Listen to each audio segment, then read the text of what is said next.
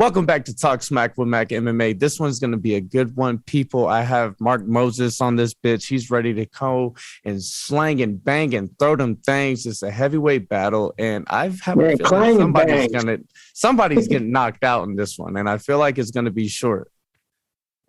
We'll see if it's short. We'll see if it's long, but the pain will be everlasting, one way or the other, my friend. Like blood will be spilled, and it will be heard around that friggin' casino floor, brother. They'll be cheering, they'll be seeing it, and whoever wins, whoever's standing tall at the end, it'll be me.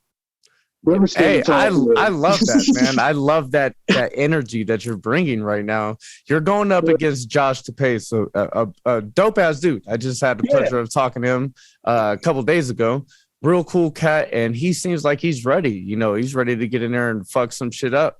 And I asked him about you, and he says a few things. You guys could check it out. I'll put the link to that episode in the description. But he's basically saying like, "Hey, man, you haven't been able to finish a fight, so I'm gonna end this shit.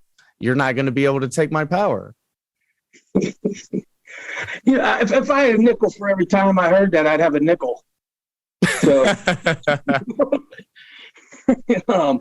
no, it's everybody. People say what they want to say about my fights. Here's what I'll say in response to Pache right now. Like, I like you. I love you, Josh. Love you very much. Salt of the earth. I'm going to salt my food with your salt. I'm going to eat you alive. Because if you come with anything less than what you're talking, I promise you, I'll be using your bones to pick bits of you out of my teeth. I like you, my friend, and I'll dap you up at the end. But when I raise my hand, I hope you're humble, because I'll humble you if you don't. Oh my gosh, I love it, man. I feel the energy that you're bringing through the fucking screen right now. So I heard that you called him out. You wanted this fight. You went to Cage Wars. You were like, make this fight with Depace. A couple of times. Yes. Well, he ruined it all because it was mostly for that throw the man had. I wanted to see that thing wobble around as I was. I wanted to see it going back and forth. He ruined it, fucker. I seen your post on Facebook. You're like, why'd you cut the throw? He ruined the whole poster, man. Like, goddamn. We were at the last Cage Wars events where we really solidified it. He was just some guy I wanted to fight. He always had a smile on his face, like he was loving the pain, loving the war. And that's what you want. You want somebody else who's just ready, who's like all about the battle. It's not about the winning or the losing. That's great when it comes. That's great when it comes. But when you're in there in the moment and in the battle, he just looks like he's enjoying that blood and that pain. And that's the way I fight. Yeah. And I was like, that will be an internet breaker. That will be one for like legend maker. You know what I'm saying? That's the kingmaker right there. That fight.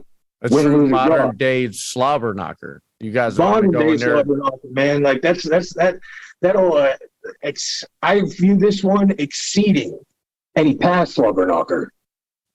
Past, beginning, future, whatever it is. I think this one's going to last to the edges of time in the Cage Wars, halls, Hall of Fame for a while, just because of the purity of the battle. Not so much skill set, because mine's lacking. I ain't the greatest martial artist, but I'll fight you.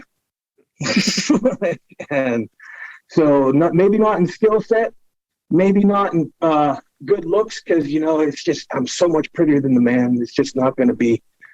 But not so much in the skill set, but much in the heart. The heart and the willingness to go out there and leave it all hang out. It ain't going to the judges, man.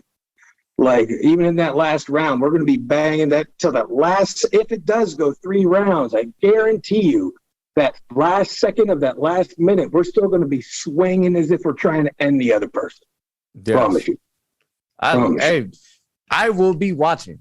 So after post-fight, when it's all said and done, you are more than welcome. I would love to have both of you guys all three of us on the same pod and talk about that shit, man. That'd be badass. If both of us are able to talk, we might be slurring our words a little bit. I'll give you a little bit, a few weeks or so, let you, get your bearings back, because it sounds like you guys are about to go to town on each other, because he said he didn't want it to go to the floor. You're making it sound like you don't want it to go to the floor. So you guys are just going to be standing and trading, and you guys are too fucking big to be able to endure that shit for 15 minutes. You never know, man. You never know, because what I told Depace after his last fight, I'm like, man, you're double tough, and after that fight, you doubled that. And when we go out there, we'll add 2 more, and you'll know where it's at, because it doesn't. We're too big, too heavy-handed guys, but we both eat shots. Yeah. I've seen him eat shots and take them. I know he said I've been finished. My first fight with Jarrell, that was a stoppage. I came through for the man. He's got heavy hands. I don't have he may have finished me if it went longer. I'm not gonna sit here and say he wouldn't have. But I was coming off of COVID and stuff. And my lungs just and so I called it. I had to wave it off. And the last one, I was a flash knockout. I was, we had our fight. I got, there was a little bit of a low blow that winded me, but that was neither here nor there. He was better at controlling in the clinch. Austin Brown, last Cage Wars. And he tilted my chin up just right and measured me a couple of times for the flash knockout. Yeah. And but it's not like I get hit and I'm down. Yeah, I don't have no glass jaw. I don't go to sleep very often. You look like a big fucking dude, man. So I don't think you're getting. Oh man, homes for days, brother. So you're coming down from super heavyweight, right? Yeah. Friggin' God dang, this weight cut sucks. What were you before? So 280. I weighed in at 280, 285 before I fought. Austin Brown, something like that. I'm hovering around 270 at the moment. I'll make weight, it just sucks. I'm used to this is one thing I'll say about Josh too. The man's a tough dude, but I think he's underestimating the fact that I've been fighting 300 plus pounders. I've not fought anybody less than 300 pounds since I've started fighting, on video, if you want to count the backyard stuff and my first 2 Cage War fights, everybody was over 300. Elaborate on the backyard stuff. You have Kimbo Slice type shit. It was Street Beefs. Everybody's heard of, who knows fights. Street Beefs. Oh man, everybody's gonna check that shit out now. Street Beefs. Well, you know what? I was telling Jay Ingliston and I was telling Ben. I don't really like to talk about them too much, just because we've had some sordid history, me and the owner there. But Street Beefs as a whole, as a show, more often than not, hell of a ride. Fucking the fights there, man. Usually are pretty choice because they're a bunch of knuckle busters like myself. You know what I mean? Go out there and put it all on the line. Yeah. Chris Wilmore, I've said some bad things about that man in the past. He runs the deal. All said and done, the man runs a show. He's we both prideful guys. Maybe we had a little misunderstanding between us, and both of us pig-headed enough to not let it go. You know what I mean? Yeah. So the show's a good thing. The show's a good time. Please check it out. You know what I mean? My boys all fight there. Everybody I train with, they still fight there. I've been leaving it in the past because I'm coming to fight the Cage Wars, where big boys are at, Cage Wars, man. Cage Wars 52, April 29th. It's about to be some fucking... Get your tickets, tell the man Mosio sent you. Yeah. But I was, hey man, I'm telling you, man, I'm liking your style here. I just want to take a moment off of me and let's put it on you. I'm liking your show style. Like I was telling you earlier, I was checking your show out. You run a good show. Man, you rock that bald head better than Stone Cold, brother. I like it. Oh, man, I appreciate it, man. Call me Stone Cold Mac. I'm going to crack open a couple beers post video, man, in celebration of Mark. Celebration of the Cage Wars 52. I'm gonna be fucking just tearing them things up. Clashing beers together and snap that tap off, man. And talk some smack with J Mac. Yeah, let's go. Bam. So Bam. take me back to when you first got into fighting, man. How did you like find yourself doing MMA or boxing or whatever the hell you got started with? Doing it on film. So I'm not I don't describe myself as a martial artist because I think that does a disparity to martial artists. Mm-hmm. You know, because I'm a fighter. You know, I got you. Been a fighter my whole life. I don't do nothing pretty. Everything I do has got like some grit and ugliness to it. You know, nothing too technically sound. It's all just like, if you look at my hands, they're all scarred for a reason because I don't throw correctly. Man, those things look like two fucking sledgehammers and shit. Sledgehammers, brother. Hey, man, they've been called sledgehammers. They've been called, freaking meat hooks. They've been called the hands of a dummy who doesn't know what the hell he's doing. But hey, if I ever pray to God it doesn't happen, but like in my future life, if I ever run into a motherfucker that looks like you, I'm just leaving. I'm not fucking with you guys. You miss out because I'm a good time. I'm a delightful human being. I'm talking about like if we had like a confrontation or something. I'd be like, dude, just hey man, I'm out of here. If we had a confrontation, man, it'd be one of those, like if some big guys try to fight some smaller dude. Here's what I'll say about the smaller cats though. I fought smaller dudes. You guys hit me a lot. I mean, like, but if you grab us, it's a wrap. Oh man. Yeah, fair enough. 1 to 20, but that 20 still hurts. Yeah, well, you got 20 little punches to wherever, whereas we're fucking flopped out on the floor, T-rolled and shit. Fuck that. I'll take those little 20 dinks. Grab a stool, grab a chair, one thing that I did ask Josh Depace is, being a bigger guy, how do you get training in? Are you constantly like training with smaller people? I pick fights in bars. Swear. No. I was about to say, God damn, bro. You're like a fucking savage and shit. People believe that when I tell them. That's like, I mean, look at you. I wouldn't put it past you. So getting training with other big guys is hard. Josh and Malik, who's the current super heavyweight champion, they just put something together for them, to get the big guys together, all big guys to do some BJJ rolling and do some training. I was invited to that. I thought about going, but I'm here in Pittsburgh, well, not now. I'm in Groton in a hotel training with my guys. But I thought about going, but then I was like, well, this fight just got announced. Might be a good idea to train on my own. So it is a little difficult as a big guy to get rolling with people of approximate size. But I tell you what, throwing hands with people who are smaller than you, faster, and you learn, like, if you look from my first fight to my second fight, I only really had that month of training difference, you know what I mean? And if you, like, I'm all wild and wide, and then after training with them little guys, every punch I throw is right down the middle, even if it's in the clinch. Everything's right down the middle. You learn how to do that, fighting the smaller guy. Yeah.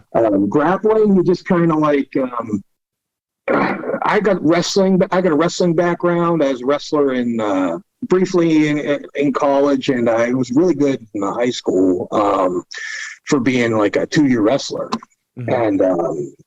And so grappling, I always, even in street fights, it just came natural to me.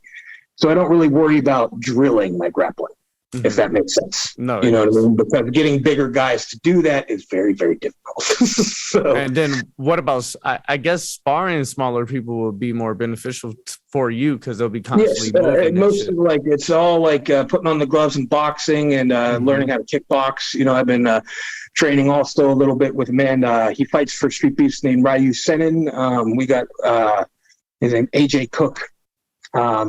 He's been helping me out with some kickboxing as well, and my head coach Joseph Powers, who's fought for Street Beefs multiple times.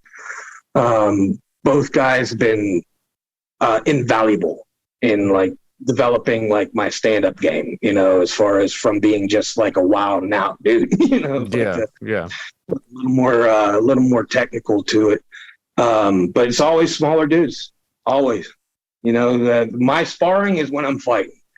Like when I'm in the cage, that's when I'm getting my trials by fire.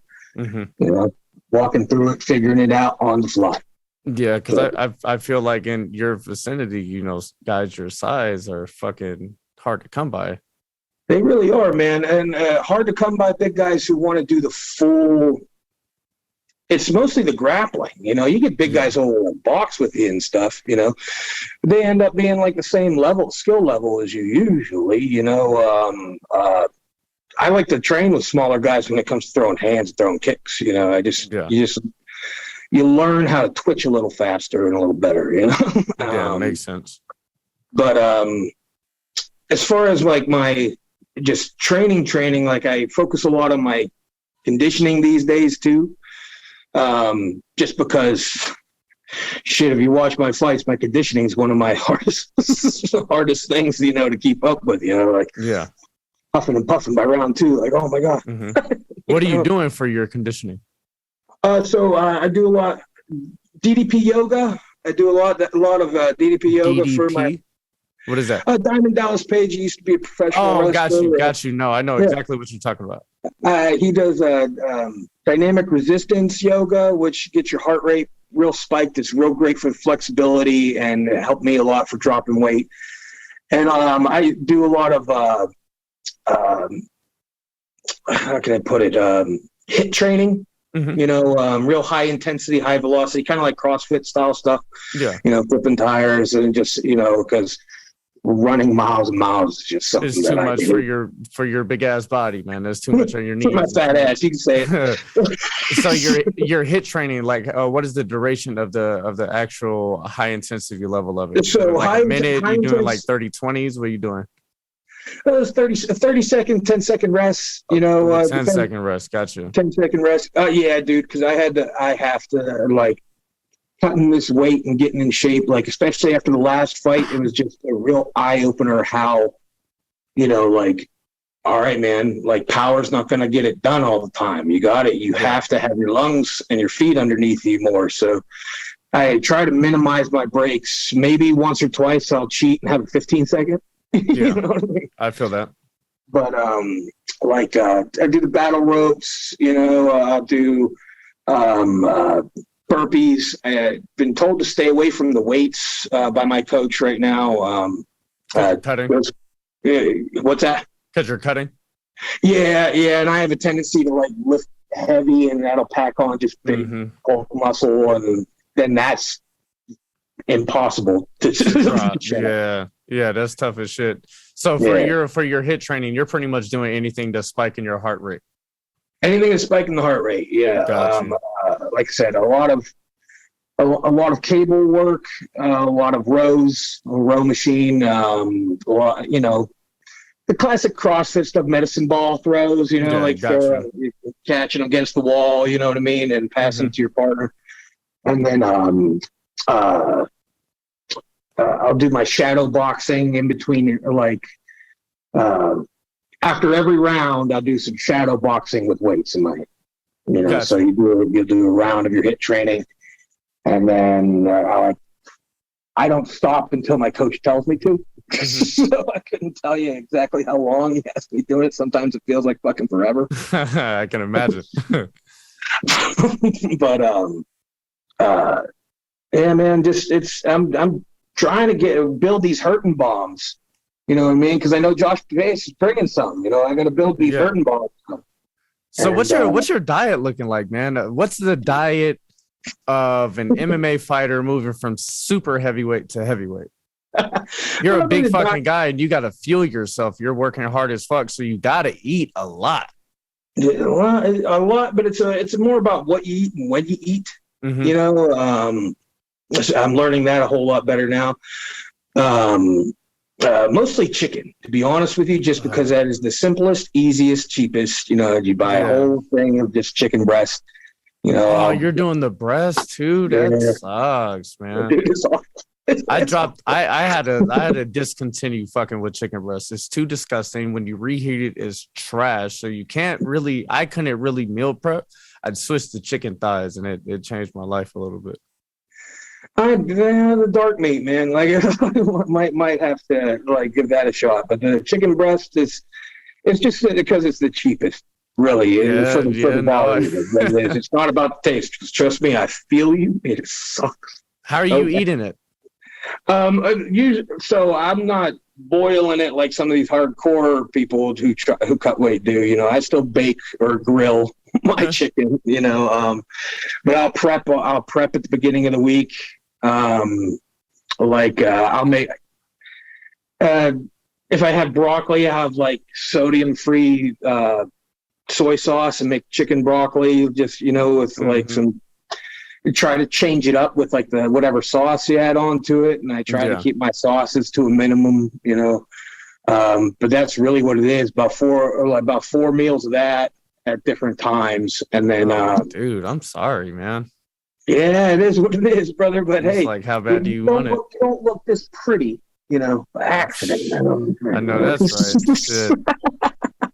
I had to switch it up, bro. I started getting like corn tortillas and eating like soft tacos with, onions and cilantro and some chicken. Well, that's good though. That's good. That's not bad. You know what I mean? Man, that's good eating right there. That's good eating. Can't complain.